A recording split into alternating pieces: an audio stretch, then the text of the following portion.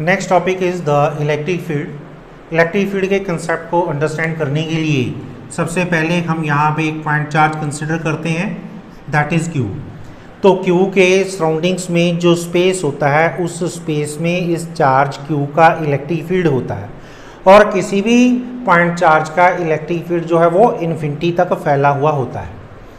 अब देखो, अगर हम क्यू से कुछ डिस्टेंस पे यहाँ पे एक पॉइंट कंसिडर कर लें, that point is suppose P, और ये जो क्यू चार्ज है ये ओरिजिनल चार्ज, इसको हम चलो ओ पॉइंट पे मान लेते हैं। अब यहाँ पे पी हमने इस पॉइंट के ऊपर इस चार्ज के due to electric field find करना है कि कितना है। अब देखो, इलेक्ट्रिक फील्ड या इलेक्ट्रिक फील्ड इंटेंसिटी एक ही बात है। अब इसमें देखो कि इस पॉइंट पे इलेक्ट्रिक फील्ड इंटेंसिटी हम किस तरह से फाइंड करते हैं। अगर हम यहाँ पे इस पॉइंट पी पे सपोज कोई भी चार्ज रख दें, that charge is equal to suppose Q not, और इन दोनों के बीच में जो डिस्टेंस है that distance is equal to R, तो इस चार्ज के ड्यू टू इस चार्ज क्यू नॉट के ऊपर फोर्स पड़ेगा। अगर ये दोनों चार्जेस सेम साइन के हैं तो क्यू नॉट के ऊपर जो फोर्स पड़ेगा ये इस डायरेक्शन में पड़ेगा, and this is represented like this F force. यहाँ पे ये एफ वेक्टर के साथ हमने इसको रिप्रेजेंट किया। अब इसमें देखो, क्यू नॉट चार्ज के ऊपर फोर्स पड़ रहा है एफ, तो इस पॉइंट की इलेक्ट्रिक फील्ड इंटेंसिटी क्या होती है? Electric field intensity at this point is the electrostatic force experienced bye a unit positive charge placed at that point.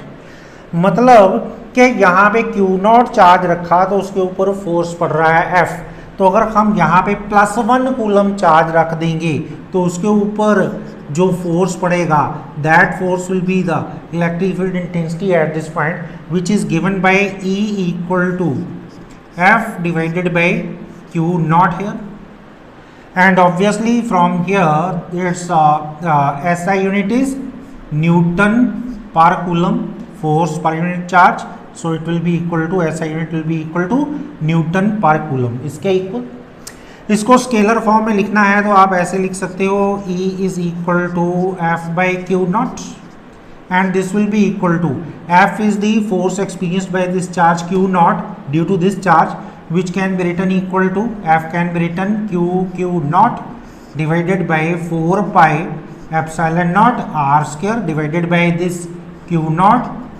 से Q naught कट गया तो E can be written equal to, यहाँ पे आ गया Q divided by 4 pi epsilon naught R square here, and in the vector form it can be written like this: E vector is equal to Q divided by 4 pi epsilon naught R square, and this is R cap here.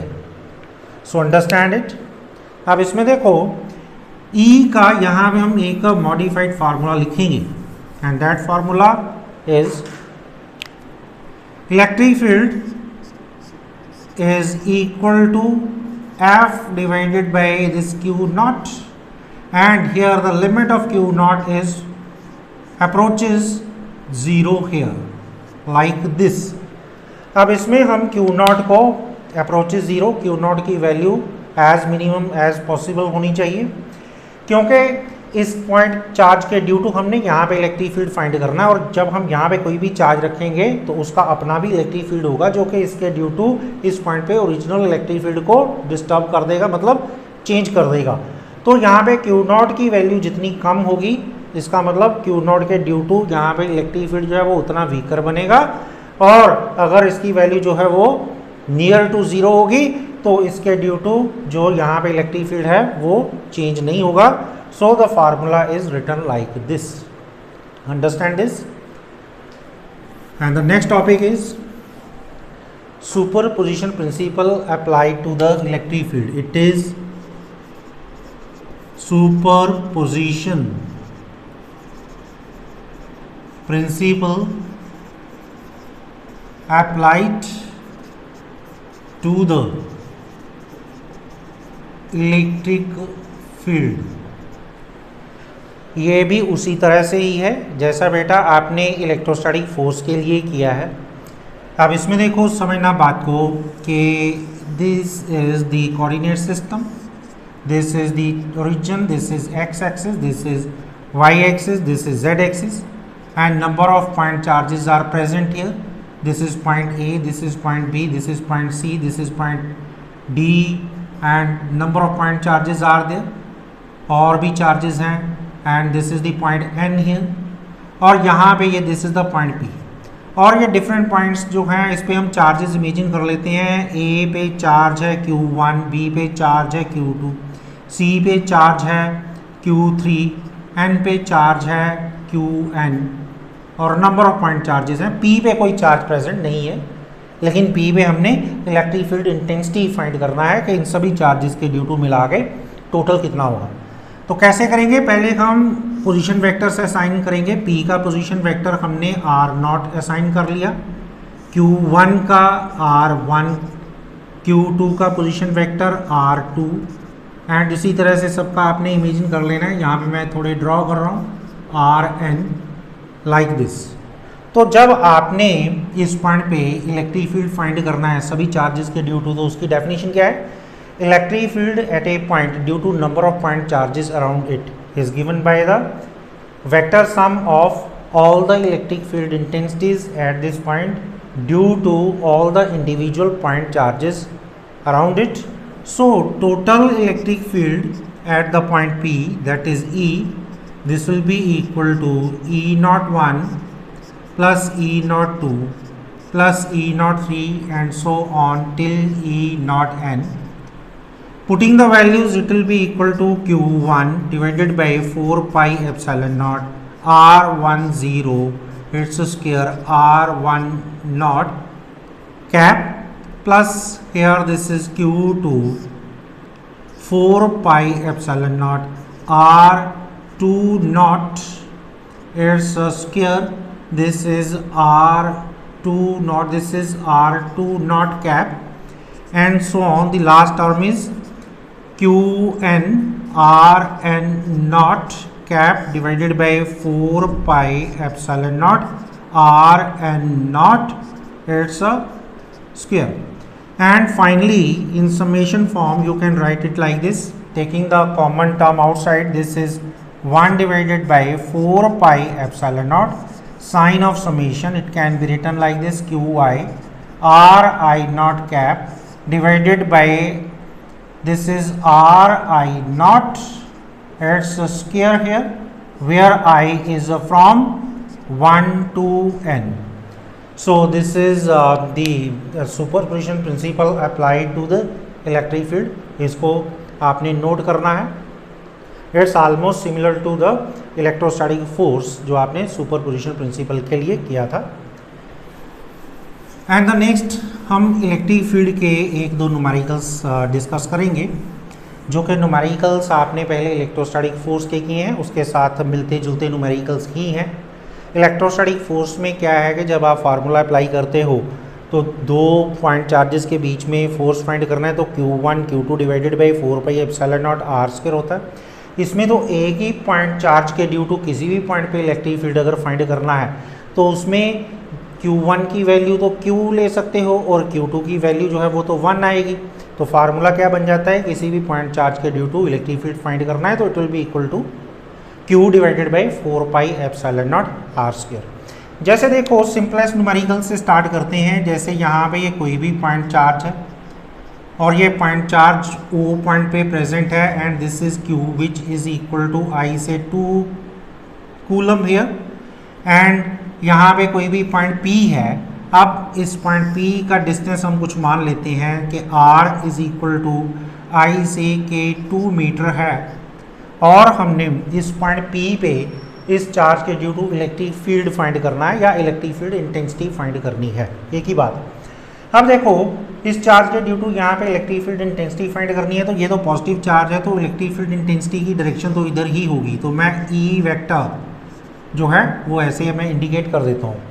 और इसका magnitude find करना है E, तो this will be E equal to Q divided by 4 pi epsilon naught R square here. This is equal to 1 by 4 pi epsilon naught की value बेटा 9 into 10⁻⁹ multiplied by Q, and Q is equal to 2 here divided by R. R is also equal to 2, so it's 2 square here. Finally it will be equal to 4.5 into 10 raised to the power 9 Newton per coulomb. This is the electric field at this point due to this charge of 2 coulomb. अब इसमें देखो एक numerical और understand करेंगे. अब अगर आपने electrostatic force के न्यूमेरिकल्स को अच्छी तरह से समझा है तो ये तो आपको आसानी से समझ में आ जाएगा. You see suppose these are the 2 point charges. Here this is Q1 and this is equal to, I say, 2 coulomb, and this is Q2 and this is also equal to 2 coulomb here. And suppose that the distance between Q1 and Q2, this is equal to, I say, R is equal to 2 meter, and this is the point which is the midpoint of these 2 point charges. So if this is point A, this Q2 is present at point B, and this is the point C, and we have to find the electric field intensity at point C. This is the point C here. So C to B distance is 1 meter, and A to C distance will also be equal to 1 meter here. Now how to find the electric field intensity at the point C due to these 2 charges? First you find the electric field intensity at this point C due to the charge Q1 present at point A. Now you see that ECA can be written equal to here Q1 divided by 4 pi epsilon naught R square. अब इसमें ECA का मतलब क्या है? ECA का मतलब है कि electric field intensity at point C due to the charge present at point A.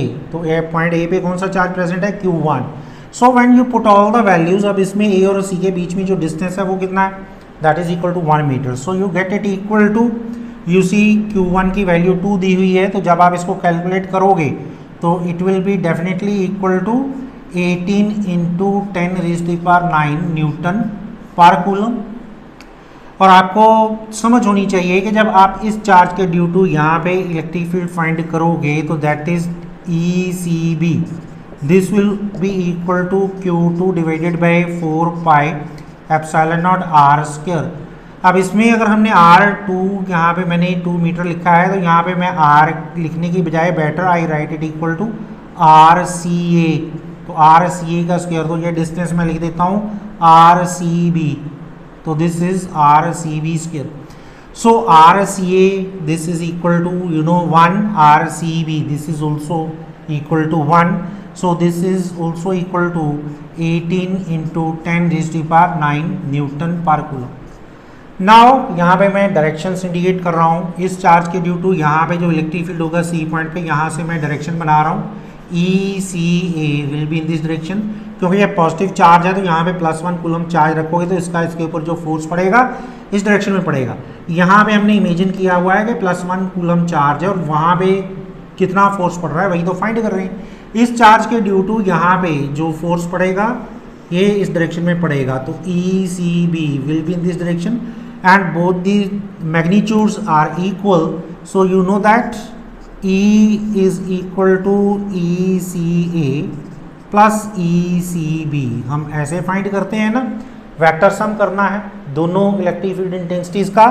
So finally E magnitude will be equal to ECA का मैग्नीट्यूड माइनस ECB का magnitude, and both are equal, both are equal to 18 into 10 raised to the power 9 Newton per coulomb. So putting the values, you will get it equal to 0. So the net electric field or electric field intensity at the point C due to these 2 point charges is equal to 0. Understand the numericals well.